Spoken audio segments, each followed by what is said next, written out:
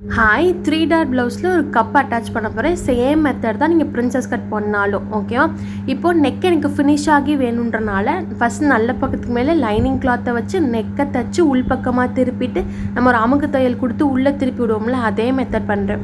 இதுவே நான் cross piece போட்டு நெக்கை கட் பண்ணுவேன் அப்படின்னு நினச்சிங்கன்னா இப்போவே நீங்கள் லைனிங்கும் மெயின் கிளாத்தையும் வச்சுட்டு சேமாக எந்த ஒரு ஏற்றல் இறக்கல் எக்ஸ்ட்ரா எதுவும் கிளாத் இல்லாமல் லைனிங்கும் மெயின் கிளாத்தும் ஒரே அளவாக கட் பண்ணிவிட்டு லைனிங்கில் தனியாக டாட் பிடிச்சிட்டு மெயின் கிளாத் தனியாக டாட் பிடிச்சிட்டு கப்பை அட்டாச் பண்ணிவிட்டு அதுக்கப்புறமா நீங்கள் சுற்றிலும் ஒரு அடி அடித்து நெக்கை ஃபினிஷ் பண்ணிக்கலாம். இப்போ எனக்கு நெக்கு ஃபினிஷ் ஆகி வேணுன்றனால இந்த மாதிரி பண்ணுறேன். இப்படி எடுத்து வச்சுட்டு ஃபஸ்ட் என்ன பண்ணிக்கிறேன், நெக்கை தைச்சதுக்கப்புறமா நமக்கு ஒரு பிடிமானம் கிடச்சிரும், ஒரு இடத்துல அந்த லைனிங் செட்டில் ஆயிரும். அதுக்கப்புறமா நான் லைனிங் போக மிச்சம் இருக்க கிளாத்தை கட் பண்ணுறேன். ஓகேவா.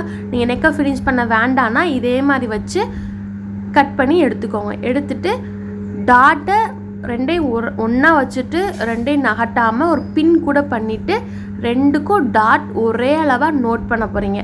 நோட் பண்ணதுக்கப்புறமா லைனிங்கில் டாட் பிடிச்சிட்டு மெயின் கிளாத்தில் டாட் பிடிச்சிட்டு 2 டாட்டையும் வச்சு பாருங்கள் ஒரே அளவாக இருக்கான்னு பார்த்துட்டு லைனிங்கில் கப்பை அட்டாச் பண்ணி கொண்டு இதுக்கு மெயின் கிளாத்துக்கு உள் பக்கமாக வச்சுட்டு சுற்றிலும் ஒரு தையல் போட்டு எடுத்திங்கன்னா முடிஞ்சிடுச்சு வேலை.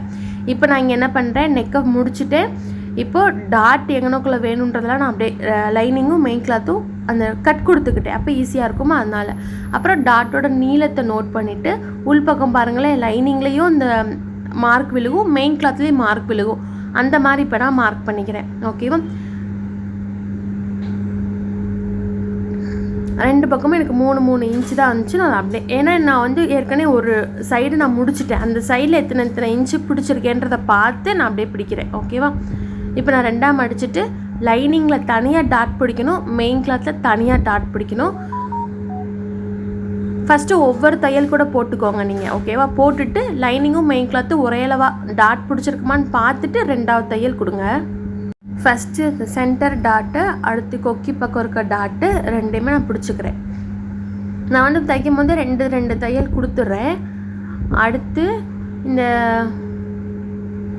2 டாட்டையும் இந்த மாதிரி முக்கோணமாக பிடிச்சிங்கன்னா உங்களுக்கு 3ஆவது டாட்டுக்கான இடமும் தாராளமாக கிடச்சிரும். அங்கனக்குள்ளே பிடிச்சாலே உங்களுக்கு ஷேப் நல்லா வரும். இதே தான் அப்படியே இந்த 3 டாட்டையும் லைனிங்லேயும் நான் பிடிச்சிக்க போகிறேன். இந்த இது தைச்சதுக்கப்புறமா எனக்கு 3 டாட்டும் ஓகேவா, ஷேப் நல்லா இருக்கான்னு பார்த்துட்றேன். பார்த்ததுக்கப்புறமா லைனிங்க்கு போகிறேன். போயிட்டு 2 தையல் எல்லா டாட்லேயும் போட்டுக்கிறேன்.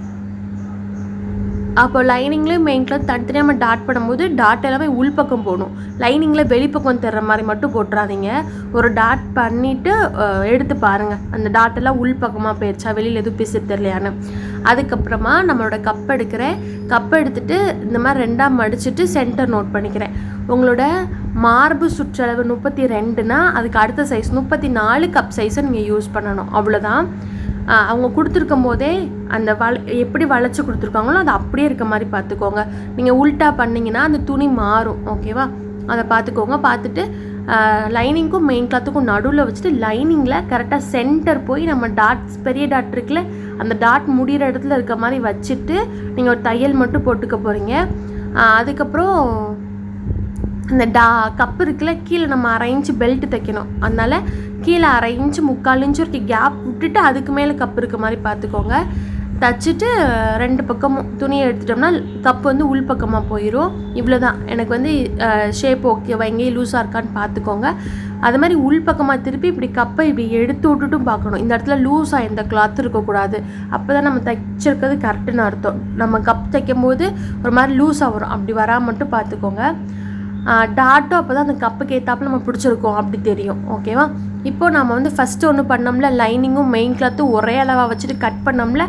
இப்போ நான் அந்த கப்பு பிடிச்சதுக்கப்புறமா அப்படி சும்மா வச்சு பார்த்தோம்னா ஒரு மாதிரி ஏற்றி இறக்கி இருக்க மாதிரிலாம் தெரியும். அதனால் ஒரே அளவாக நம்ம கட் பண்ணோன்றது நமக்கு ஞாபகம் இருக்குல்ல, கரெக்டாக 2ஐயும் ஒரே அளவாக வச்சுட்டு ஒரு தையல் கொடுத்து எடுக்க போகிறீங்க. இவ்வளோ தான். கப்பு 2 பக்கத்துக்கு உள்ளே போயிடும். ஒரே ஒரு தையல் மட்டும் போட்டு எடுத்துக்க போகிறீங்க.